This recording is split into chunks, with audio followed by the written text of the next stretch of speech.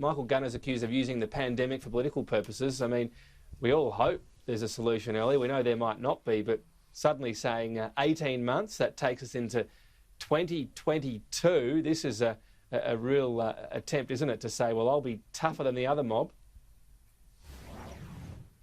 Yeah, tough on borders. That's the message that the Chief Minister's been trying to put out in this election campaign. We're just 11 days away now from Election Day here in the Northern Territory, Tom, and there's no question about what Labor's strategy is when it comes to this election. There are a few issues, though, associated with that. People are turning to the politicians for important health messages, and they're getting political ones at the same time. Let's have a listen to what the Chief Minister said when he was talking to ABC News Breakfast this morning.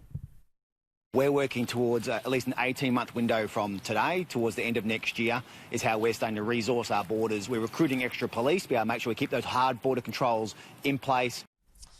Now, the problem, Tom, is that there are no hard borders in the Northern Territory. In fact, right now, the borders in the Northern Territory, and many people probably don't know this, are open to anyone from Western Australia, South Australia, Queensland and Tasmania, as well as the ACT. There are parts of New South Wales that are closed. They've been declared a hotspot, and all of Victoria. Now, the borders have been open here in the Northern Territory since the 17th of July. The Chief Minister opened those borders at that point. Now, he then declared certain places could become hotspots, and if a place became a hotspot, then people from those hotspot areas would have to go into mandatory quarantine.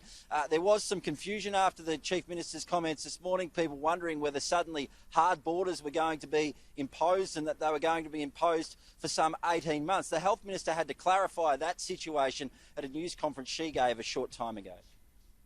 If you come from a hotspot, you go to forced quarantine. If you don't come from a hotspot, you're free to enter the Northern Territory. So nothing's changed overnight? Nothing has changed overnight.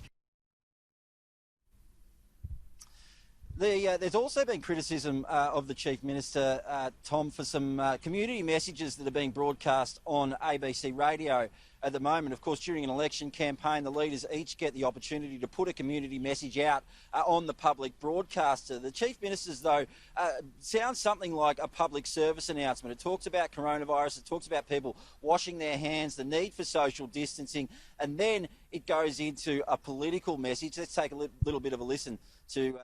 On August 22, we are going to the polls. I am asking for your support so the Labor government I lead can continue to protect Territorians' lives.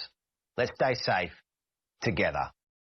Now, Territory Alliance has made an official complaint about that particular broadcast. It says it's blurring the lines between what should be a community health message versus what should be a political message just 11 days out from the Northern Territory election. There's no doubt we're going to hear a bit more of that go on over the next week and a half or so before Election Day here in the Northern Territory. But the Health Minister has clarified this morning, Tom, that there has been no change to the border situation here in the Northern Territory. No change at all. People from Western Australia, South Australia, Queensland, the ACT and Tasmania are all still free to come to the Northern Territory, as well as people from most of New South Wales, except for those areas that have been declared hotspots.